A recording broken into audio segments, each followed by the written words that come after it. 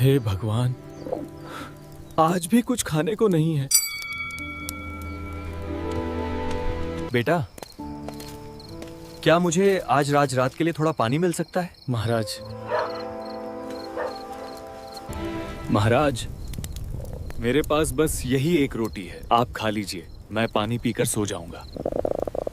प्रभु, आप जिसके पास कुछ नहीं होता वही सबसे बड़ा दान देता है। तुमने मुझे नहीं, अपने भगवान को खिलाया है। बहुत समय पहले एक छोटे से गांव में गोपाल नाम का एक गरीब आदमी रहता था। उसका घर मिट्टी का था और छत से बारिश का पानी टपकता था।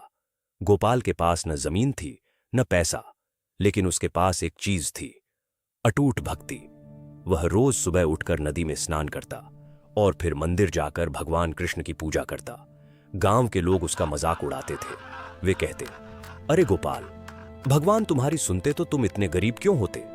लेकिन गोपाल सिर्फ मुस्कुरा देता और कहता, भगवान देर से देते हैं पर सही समय पर देते हैं।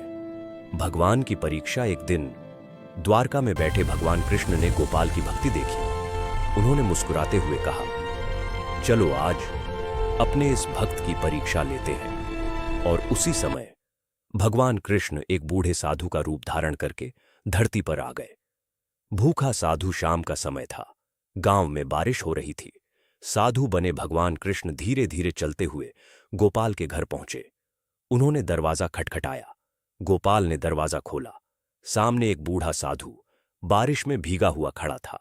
साधु ने कहा, बेटा, मैं बहुत भूखा। क्या मुझे कुछ खाने को मिल सकता है?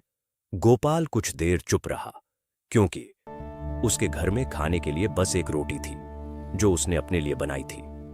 गोपाल का फैसला, गोपाल अंदर गया।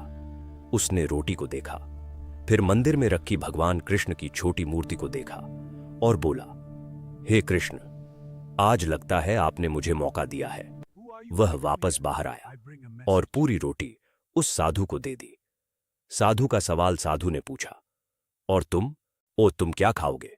गोपाल मुस्कुराया, कोई बात नहीं बाबा, आज भूखा सो जाऊंगा, लेकिन भगवान का मेहमान भूखा नहीं जाना चाहिए। चमत्कार, साधु ने रोटी खाई और गोपाल को देखा। फिर धीरे धीरे उनका रूप बदलने लगा। साधु का शरीर चमकने लगा और कुछ ही क्षण में सामने खड़े थे स्वयं भगवान कृष्ण। भगवान का आशीर्वाद। गोपाल यह देखकर घुटनों पर गिर पड़ा। उसकी आंखों से आंसू बहने लगे। भगवान कृष्ण मुस्कुराए और बोले, गोपाल, आज तुमने साबित कर दिया कि सच्ची भक्ति क्या होती है। तुम्हारे पास कुछ नहीं था, फिर भी तुमने सब कुछ दे दिया। अंत उस रात गोपाल के घर में चमत्कार हुआ। अगली सुबह जहां उसकी झोपड़ी थी, वहां एक सुंदर घर खड़ा था और गोपाल की गरीबी हमेशा के लिए खत्म हो गई। उस दिन भगवान कृष्ण ने एक बात साबित कर दी, भगवान को सोना चांदी नहीं चाहिए, उन्हें चाहिए सच्चा दिल। और अगर भक्ति सच्ची हो तो भगवान खुद आपके घर आ सकते हैं।